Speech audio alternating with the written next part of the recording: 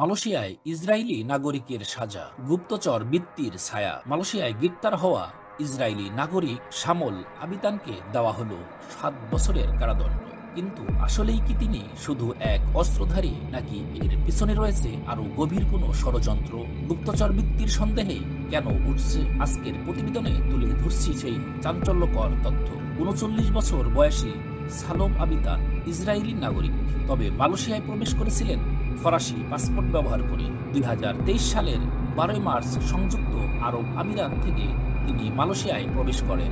মাত্র 15 দিনের মাথায় 27 মার্চ কুয়ালালামপুরের এক হোটেলে অস্ত্রভর্তি ব্যাগ সহ ধরা পড়েন এই ব্যক্তি।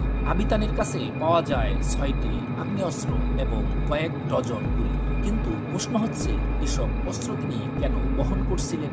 আরও চমকপ্রদ তথ্য হলো, গ্রেফতারের সময় তিনি মালয়েশিয়ান কর্তৃপক্ষকে একটি ইসরায়েলি পাসপোর্টও দেখান। তাহলে কি তার আসল পরিচয় গোপন করার চেষ্টা ছিল? আবিতান পুলিশের জিজ্ঞাসাবাদে জানান, তিনি পারিবারিক বিরোধের কারণে নিখোঁজ এই ইসরায়েলি নাগরিককে খুঁজতে মালয়েশিয়ায় এসেছিলেন। কিন্তু মালয়েশিয়ার সঙ্গে ইসরায়েলের কোনো কূটনৈতিক সম্পর্ক নেই। ফলে দেশটির পুলিশ সন্দেহ করছে তিনি হয়তো গুপ্তচর বৃত্তির কাজে যুক্ত ছিলেন বা কোনো আন্তর্জাতিক অপরাধ চক্রের সদস্য।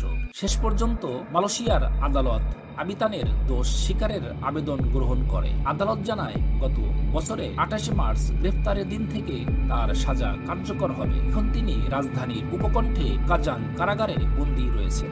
এই ঘটনা মালয়েশিয়া ও ইসরায়েলের মধ্যকার সম্পর্ক আরো উত্তপ্ত করে তুলতে পারে। অনেকেই বলছেন, এই গ্রেপ্তার আন্তর্জাতিক গুপ্তচর বৃত্তির একটি বড় অংশ হতে পারে, যা আমরা এখনো পুরোপুরি জানতে পারিনি। আপনার কি মনে হয়, সালোম আবিতান কি সত্যি কেবল অস্ত্রসহ ধরা একজন ব্যক্তি, নাকি এর পিছনে আরো গভীর ষড়যন্ত্র রয়েছে? আপনার মতামত জানাতে কমেন্ট করুন।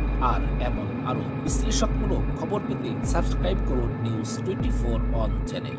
এতক্ষণ সাথে থাকার জন্য সবাইকে ধন্যবাদ।